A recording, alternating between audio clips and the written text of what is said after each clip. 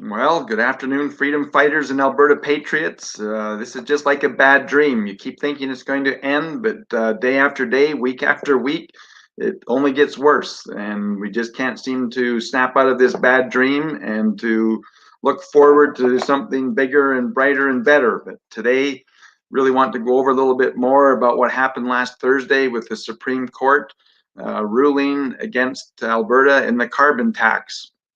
And this is another stranglehold. This is another kick as well. We're down, and just an outright vicious attack from Ottawa on our livelihood, our future, and the prosperity and the health and the wealth of Albertans.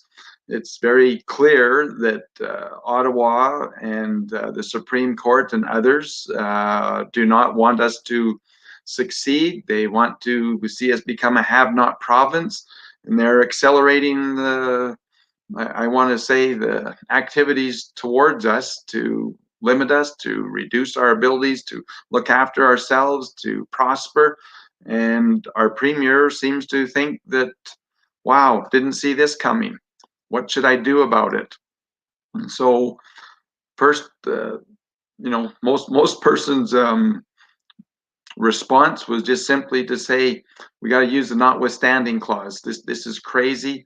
They can't treat us this way, and notwithstanding what the Supreme Court says, we're not going to abide by this. And I certainly think that that should be declared and should be put out there.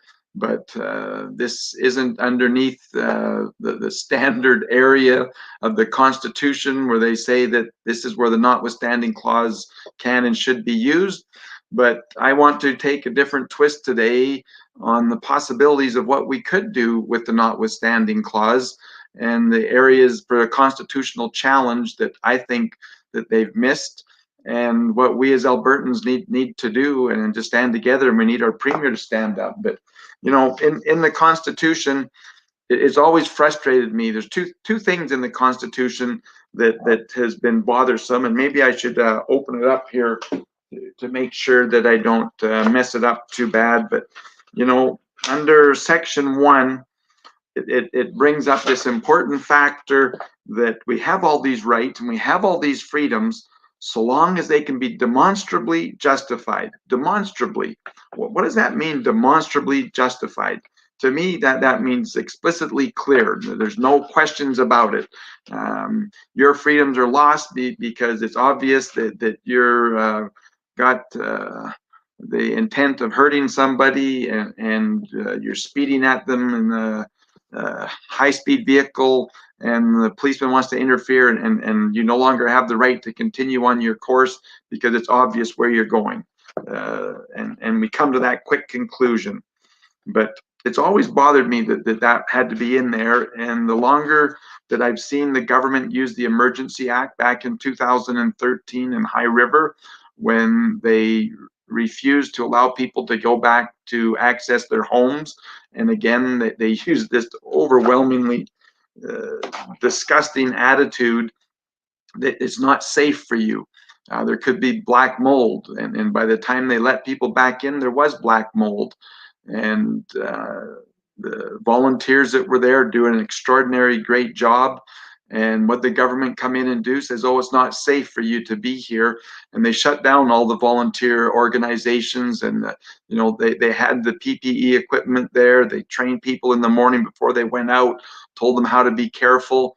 And we saw the government hand over the cleanup to a private company and gave them millions of dollars. They had the audacity to say, oh, we're doing this at just the best price possible. Well, no, it wasn't the best price possible, because the volunteers that were there was the best price and the best help possible. And I was just gobsmacked to watch the transition from the volunteer cleanup people that were there to the hired help that was brought in, untrained, didn't have the, I guess I want to say, the work ethics. That those volunteers were amazing to see what they would do. But bottom line, what I'm talking about is the Emergency Act is a situation where the government says that the people don't know how to look after themselves. They're in danger. They're putting their lives in danger. And we need to step in to protect the people from themselves. to me, that's basically what the Emergency Act is saying and doing. And like I say, in High River, it was just unbelievable how they refused to let people in to go and work on their own houses, and corridored areas off, saying these are do not go areas, and the problems and the long-term pain that that caused. We are now facing that currently a year in to COVID restrictions. And again, as we all know, it started off with 2 weeks to bend the curve because we couldn't overwhelm our healthcare system.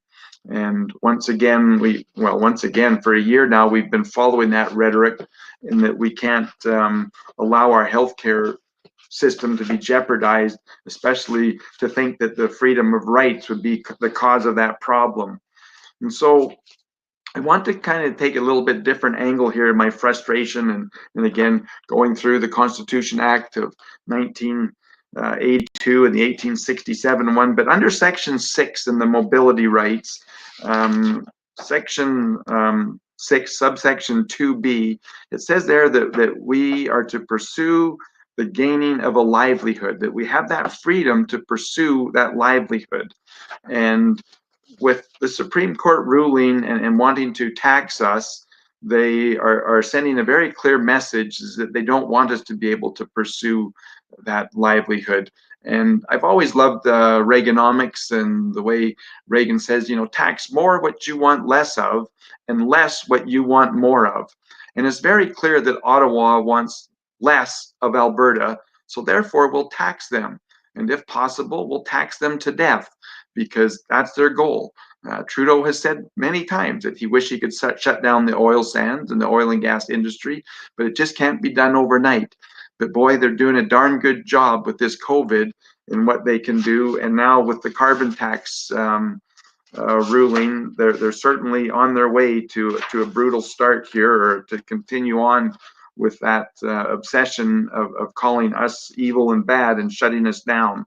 But so anyways, in our Constitution, we have that right to make a living, and we should be able to pursue that. But in Section 6, subsection 4, it says, do not prevent us from passing any law, program, or activity that has as its object to make things better. And I'm using that instead of ameliorable. Got to go back and read the right words. But anyways, it says that despite all that, we can pass laws that will help make things better for Alberta individuals who have been socially or economically disadvantaged if the rate of unemployment of the province is below the Canada rate.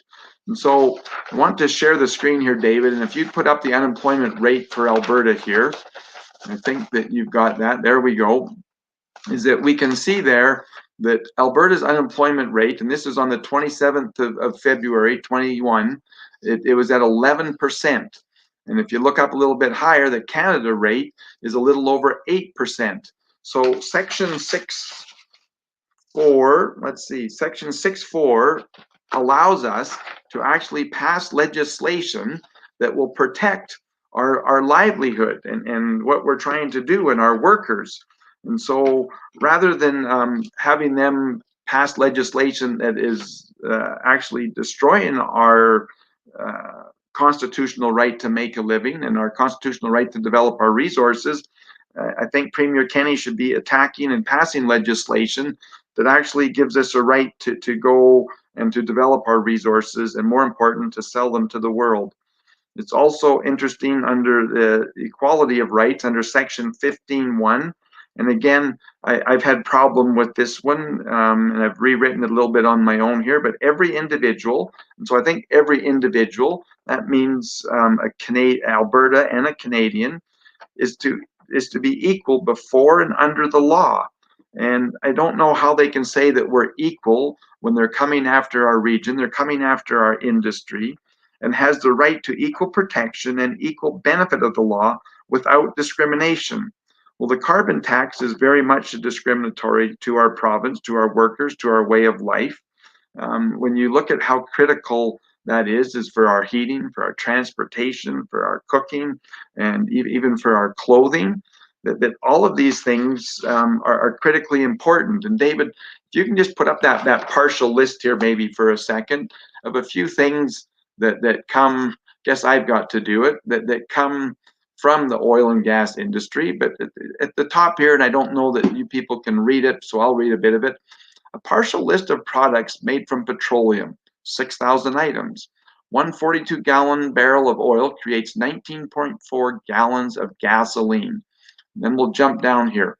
All plastic is made from petroleum, and plastic is used almost everywhere in cars, houses, toys, computers, clothing. Asphalt is used in the road construction, in the petroleum products as a synthetic rubber, in tires. Paraffin wax comes from petroleum, as do fertilizers, pesticides, herbicides, detergents, phonograph records. Who's got any of those? Old photographic film. Who's got that stuff anymore?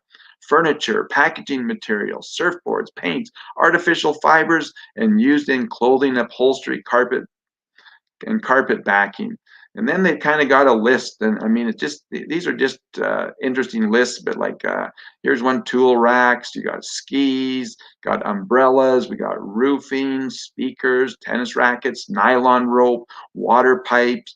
Jump over here to roller skates, house paint, electrician's tape, refrigerant.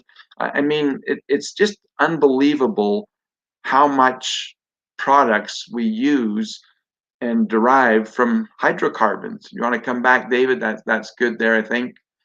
And so I met a lady this weekend that again, they last year they had a fire. They lost their barn.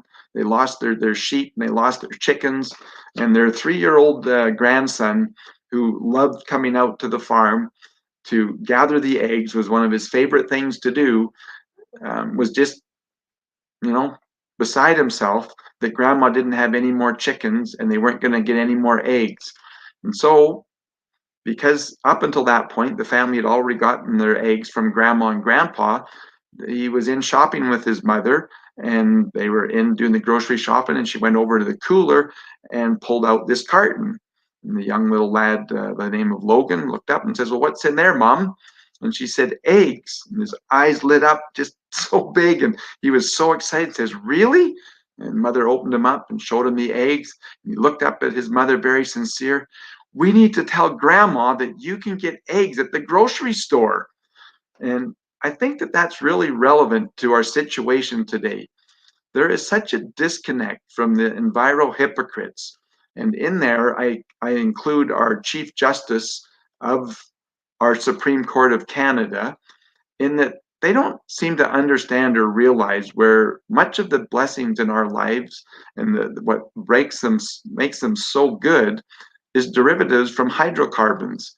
And they have a disconnect that they have the product in their hand, and whether they're taking an aspirin because they have a headache or something else, they have no concept of where that came from. And it's kind of interesting with this young little grandson, where he had no idea that you could actually buy eggs in the grocery store. It's usually the other way around for most people. They have no idea where or how eggs are gathered or where they come from. I've often laughed that people will be sitting there eating chicken McNuggets at McDonald's and say they want to close down chicken farming because they can't possibly think that a chicken McNugget could come from a live animal, and that's where it would come from.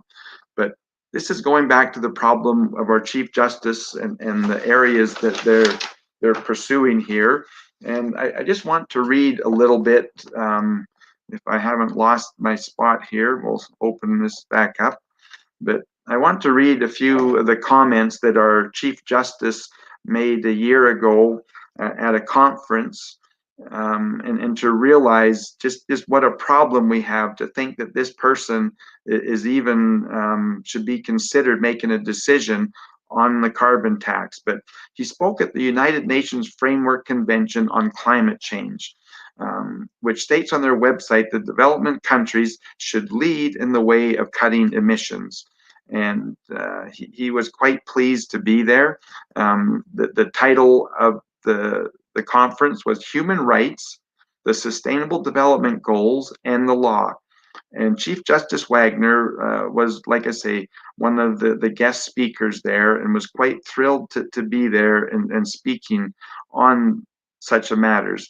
But if you go down, and again, I'm reading from an article from Diverge Media, but they've got in here the majority of the justices, number one, A, don't acknowledge that the science is in dispute. Two, don't acknowledge that there may be a series of approaches other than imposition of taxes or regulatory charges to address any environmental concerns. Don't acknowledge that provincial jurisdiction may in fact be legitimate to address such concerns, because apparently climate change is real and it demands something more. And again, I'll absolutely say climate change is real. It has been real from the start of the Earth, and I always make reference to the fact that here in Alberta, where I live, there used to be a mile of ice, and over the last 10,000 years, that ice has been melting. And now we have people that are declaring the hysteria that we are, in fact, I better shut that off so we don't get interrupted again, that we are in fact seeing that retreat of those glaciers from mile thick here in southern Alberta to where we've just got glaciers up in the top peaks of the mountain, and everybody now is alarmed and saying, oh, it's got to be because of us that this last little bit of glacier is melting, and they refuse to actually acknowledge where the real problem is coming from. But so climate change is real, but their solutions are ridiculous, and we need to back up and rethink this. But they have no reservations about stepping into matters of public policy dispute, which again to me is just categorically wrong. That's not what the justices' jobs are. What these justices do is, number one, they embrace extreme positions on the issue in dispute. Number two, they endorse the concentration of power in the federal government.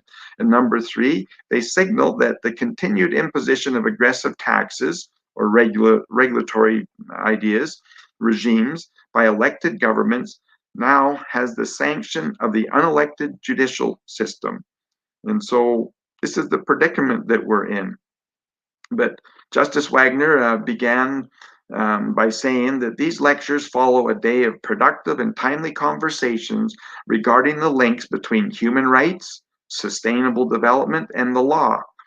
I commend you for taking the time to engage so fully with the important things of today's symposium, and commend the organizers for their creativity and resolve in making this symposium and these lectures possible through virtual means.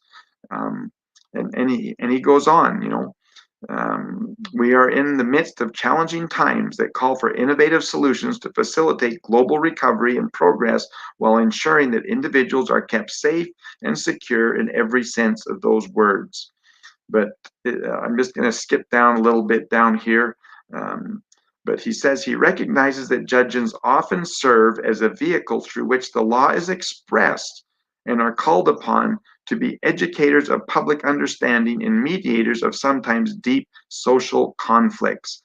And I just think, wow, no, you're supposed to be interpreting and enforcing our Constitution, not changing the meaning of it and defending it as they have. But in tackling the challenges we face today, there is much to be learned from the details of Justice Gauthier's impactful legal careers. Perhaps most can't understand, but Justice Gauthier's legacy reminds us of the importance of seeing the individual in the collective and the collective in the individual. And so once again, constitutionally there, I'm very concerned that you need to see and focus on the individual. And when you fail to do that, you have the tyranny of the majority in taking those away. But then Justice Wagner said, in times of crisis, insular and overly individualist thinking possesses great risk, as do actions which fail to recognize that rights take their meaning from communal respect for the protection they guarantee. And he just kept going on and talking about how this activism, this judicial activism, this political activism, this bureaucratic activism is all the right thing to do, and therefore, I'm going to use the word in his mind, demonstrably justified for the actions that they're taking in counter to our constitutional laws. But anyways, Jack Mintz wrote an article a while back and saying that, that we need to take ownership of this. We've lost in the federal court. And so the question is what can and what should we do? And I want to say the number one thing we need to do is to speak out and say this is wrong. And unfortunately, we have no place to appeal. So we're going to use the notwithstanding clause and denounce this decision and say it's not going to have an impact on Albertans. But the other thing that needs to be done, and needs to be done immediately, is in this policy of the federal government and this carbon tax, it's actually set up such that you need to demonstrate how you're reducing your emissions, and that's where the so-called tax dollars are supposed to go. And Alberta needs to immediately set up and start collecting all of these taxes, in my opinion. And there's two things that we can do. Number one, I've been an advocate for many, many years, back before I was involved in politics or got elected in 2004, is that one of the great transitions of humankind is where we went from hunter-gatherers to agricultural background and started growing and harvesting. And that changed the ability and for populations to grow, because they could actually grow, whether it was corn or wheat or whatever it was, and harvest and store it through the year in order to feed everybody.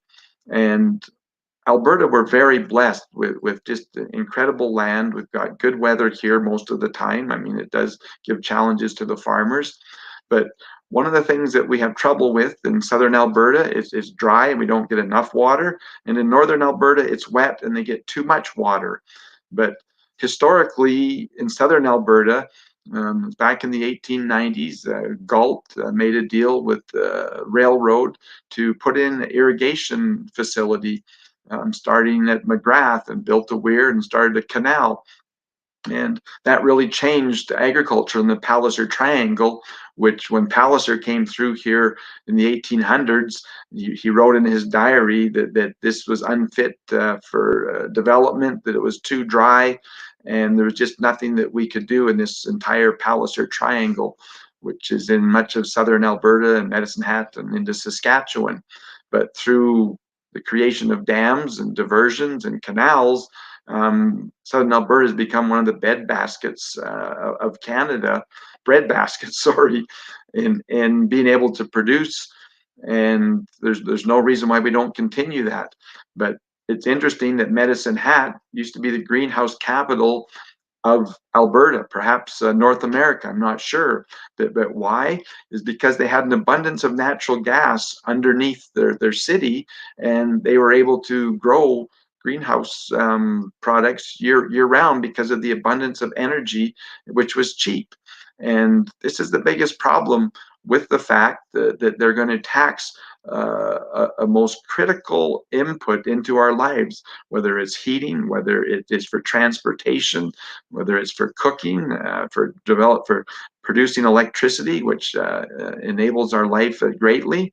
But interesting enough, one of the things that is okay and a positive step forward again for environmental improvement is hydroelectricity.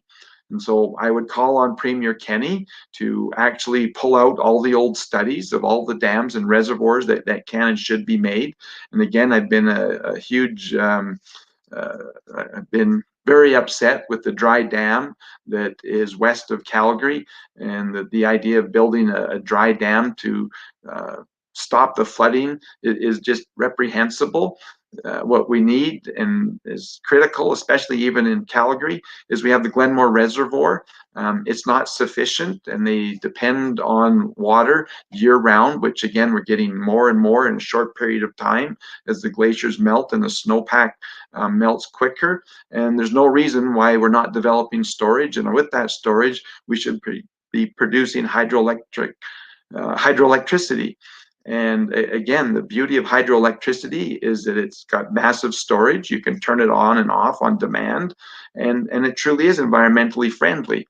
You've got the Site C Dam in northeastern BC that the NDP wanted to shut down, but they realized that too much money had been spent and they wouldn't. But this is the plan that Premier Kenney needs to enact, and needs to do it swiftly so that those taxes don't head out of the province and go once again to Ottawa, which bleeds us in every aspect that they can. And to say that, no, we're going to start a trust fund in order to produce hydroelectricity. And the good thing is, over that time period, we can also say that we as Albertans, we can have a referendum to say whether or not they want to build some hydroelectric capacity here in the province, or perhaps what they'll want to do is vote, and after we're a sovereign nation, that they can vote and say, well, actually, we want to reimburse the tax dollars that have been collected. But bottom line, Premier Kenney ran into a glass wall here. For whatever reason, he thought that he was going to win this. But I think, again, it's just all part of his ploy to try and talk big, but fail to actually act or protect Albertans. Very disappointed in that. But we just really need a premier and our elected officials to stand up and say no more to Ottawa. Should be invoking the notwithstanding clause, and we should be taking action saying that, well, we're going to collect all the taxes here, which I've been an advocate of right from when I've started on all of this, and say we'll be taking all the steps necessary to allow Albertans to have the confidence to realize and vote for a positive referendum on the sovereignty of Alberta and the future for our children and grandchildren. But I don't know if there's maybe a bunch of questions here that I should be looking at. David, do we have some questions or comments that people are bringing up that you've been monitoring? 6 people decided what's the best interest for Ottawa. Yes, 6 unelected judges that have been appointed. And again, it's very disappointing with Justice Wagner that this is, again, a disappointment from Prime Minister Harper. I think that he put someone like this in there trying to show that, oh, you know, we're just, we're amiable and we're trying to buy support to get reelected. And boys, it come back because Prime Minister Trudeau has put him in as a Chief Justice. And did we ever get a slap down? But yes, it's just wrong. It's another reason why we need to have Wild Rose Nation, why we need to have Alberta as a sovereign, independent country, because the East doesn't understand the free market, doesn't understand the benefit of hydrocarbons, and would very much like to shut us off. But is there another question, David? I'm just going to take a drink here.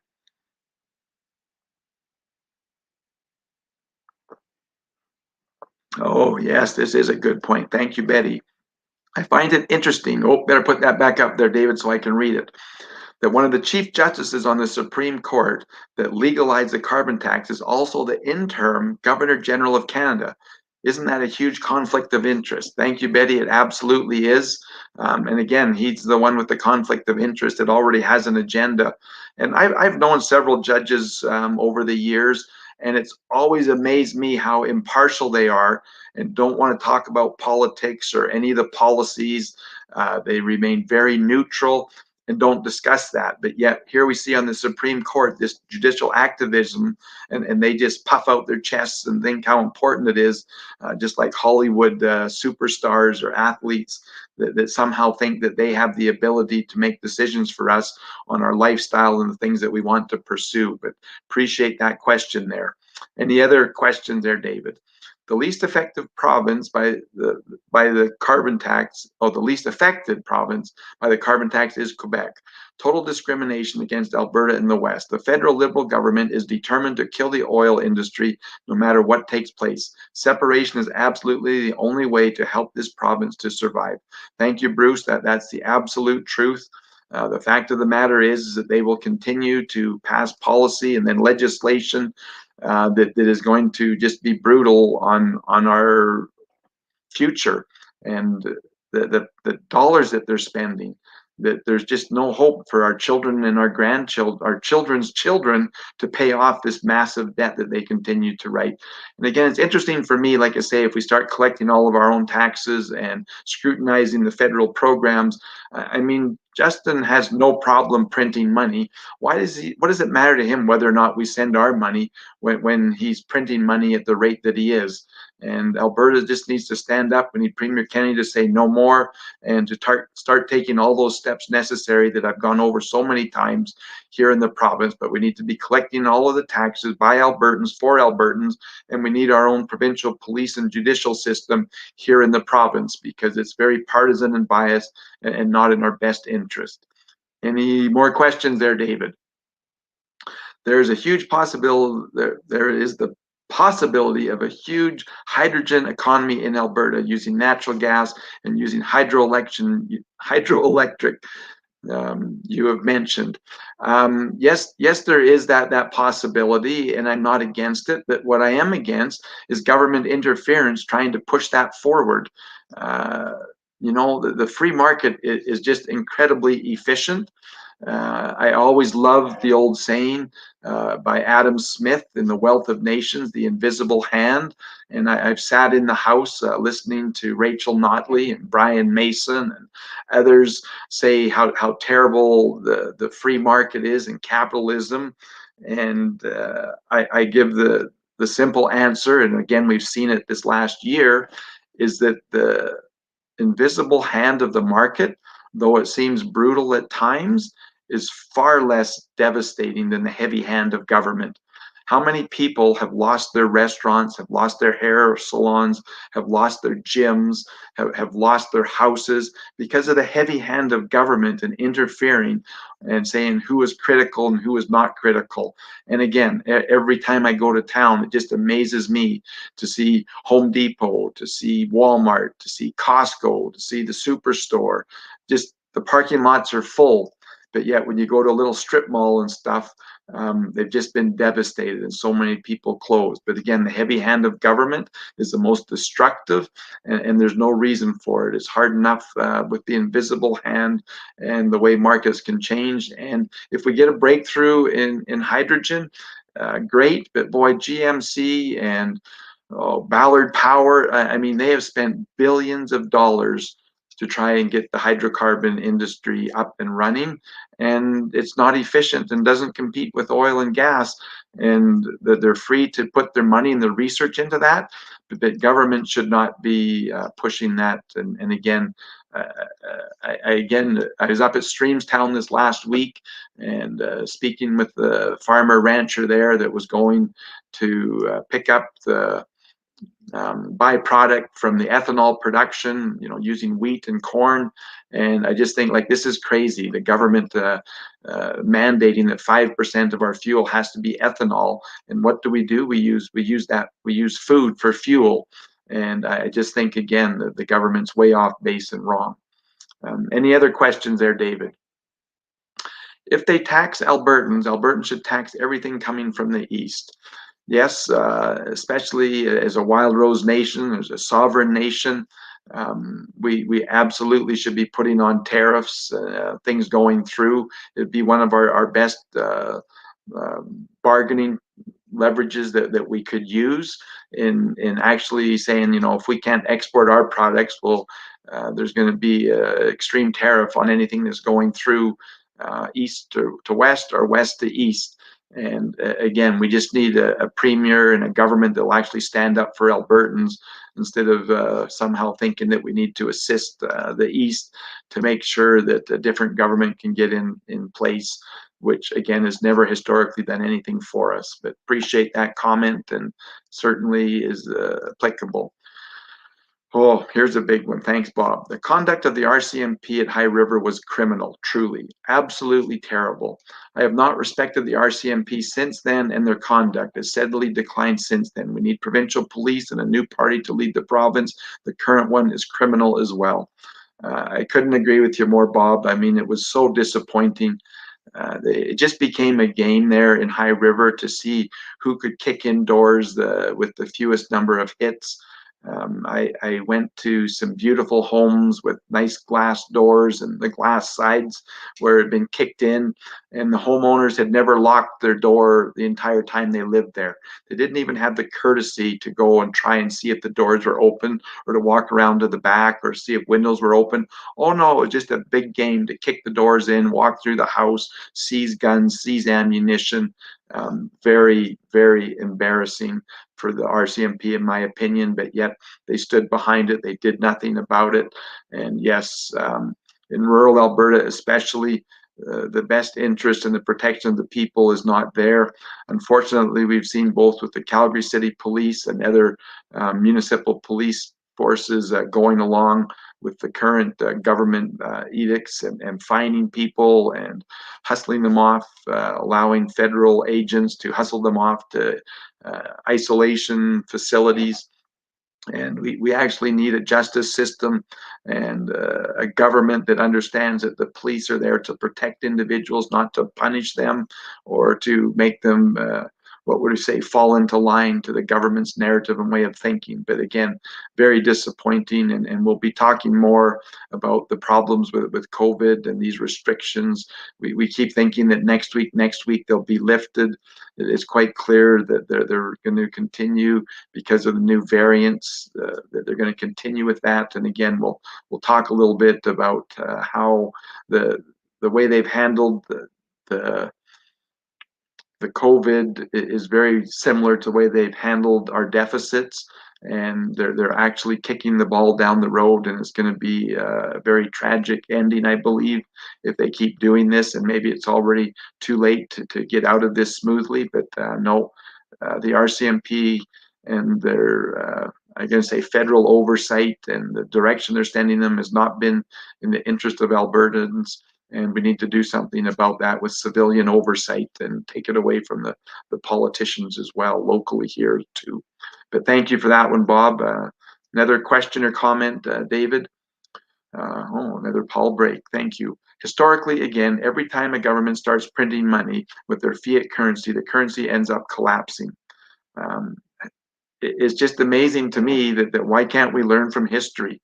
Why can't we balance budgets? Why isn't that in the Constitution to prohibit government from printing money and buying votes? It's just unbelievable. And that those of you who follow me on Twitter, I tweeted out today that that they give themselves up to a $6,500 increase in pay. Are you kidding me? $500 billion deficit, and you're patting yourselves on the back and saying you need more. Again, it's just so disgusting to me. All of these decision makers that have had such an impact on people's health, their mental health, their way of living, just everything's had such a dramatic impact, and again, we're seeing domestic dispute and substance abuse. All of these things are going up, and the government just pats itself on the back. And again, only deaths that count are the number of COVID deaths. The only thing that's important are the number of beds that are being filled by COVID. But need to change. I don't know that we can change fast enough, but we're trying to work. Most important thing that each and every one of you can do is to go to wildrose.party or paulhinman.com and buy a membership and get involved at your CA level. We're not going to be able to make a breakthrough on mainstream media, and we're not going to be able to, what would I say, publicly go out. Like, we can't even have meetings and town halls of any significant size. And so what we need to do is boots on the ground, neighbor talking to neighbor, communities talking to communities. We've got to grow our CAs. Up north, it's just amazing what some of those CAs are doing and their membership growth and the enthusiasm they have of replacing this government is quite exciting. And that's what we need to do. You need to be involved locally, become a member, get involved with your CA. We need to get lawn signs out. We need to get bumper stickers. There's been some that are printed. We need to get brochures out, but we need to let Albertans know that there is hope. There is a new opportunity there. There is a government. There is a political party that's there for you, for the people, for our children. We want to pass it forward. We want to pass a blessing forward, not a curse and a deficit that our current government and many people seem to just relish this idea of free money and not caring where it comes from. But appreciate that comment. Any other comments there, David? That from Glenn.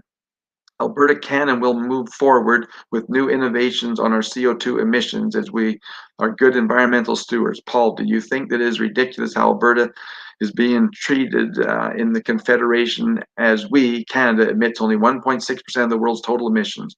Paul, do you not think enough is enough? Absolutely. And again, I wanted to go back, and man, I meant to bring the brochure. I almost want to run out and get it, but I support World Vision and donate and help a little girl in India right now, and another one, I can't remember which country, just been switched over. But I got a brochure saying, thank them and send this for spring. This nice little brochure, and what it's got in there is there's 4 essentials that plant life needs in order to survive. Number 1, it needs sunlight, and that sunlight, you'll never guess what it does. It hits that plant, and the energy from the sunlight allows it to convert CO2 to oxygen and to sugar so it can grow. CO2.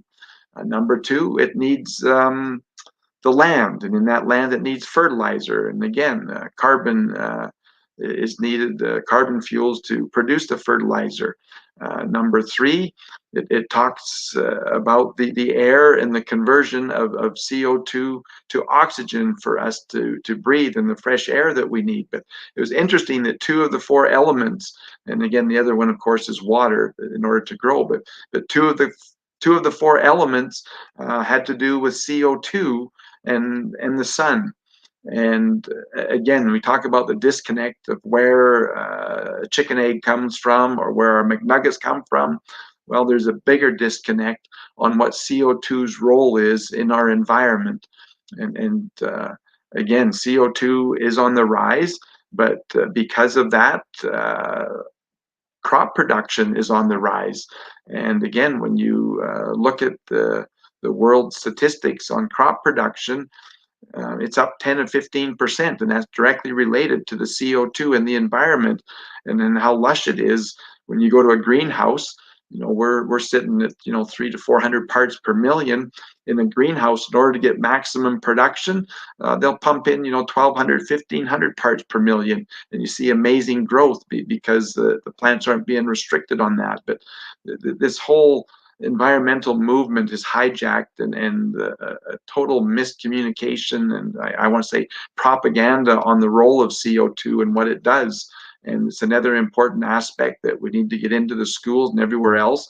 We need to go back to basic biology and to teach people, what breathing is, and that, as we breathe in the oxygen, we emit CO2. But to go back to your point, it's ridiculous. The Chief Justice has said that we need to lead that in the reduction of fossil fuels. And I say just the opposite. When you look at the innovation and the productivity and what we've done here in Alberta, the world needs more hydrocarbons from Alberta. Our environmental regulations are above and beyond approach, and second to none in the world. Our labor laws, again, are an example to the world. Our human rights are. All of those things are a benefit to the world. And again, anybody who really cares about the environment, what are you supposed to do? You're supposed to buy local. Why would the Eastern Canada not want Energy East pipeline and buying from us? But bottom line for me, if Canada or Alberta was to do anything to help the world, and those countries that are struggling and aren't being able to get the productivity and the growth they need, we should actually be sending liquid natural gas or propane to these countries. They have not countries that they're out there burning manure and other things to try and cook their food and things.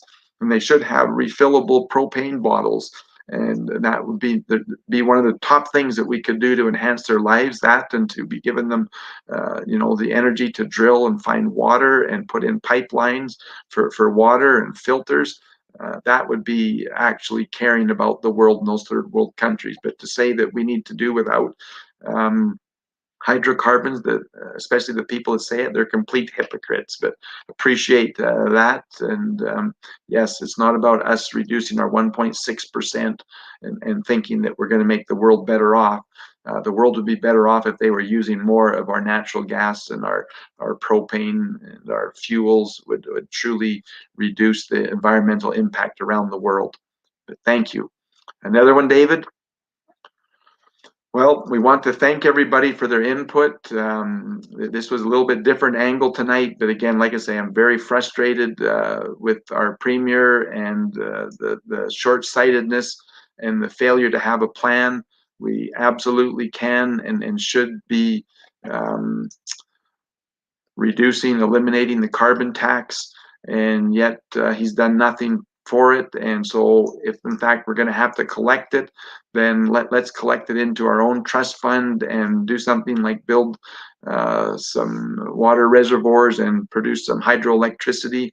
But thank you for tuning in. We'll be back on Thursday once again and talking on some hot topics at that point. But we can and need to do better. We need to get our CAs up and developed. If we don't have a CA in your area, please go to our website, wildrose.party. Click on the top banner that says constituencies over there to the top right of your screen, and see if your constituency association is up and running. And if not, help us get it going. That's the most important thing that we can do, and to develop Wild Rose Nation here in Alberta. But appreciate that you take care, and God bless, and we'll talk soon.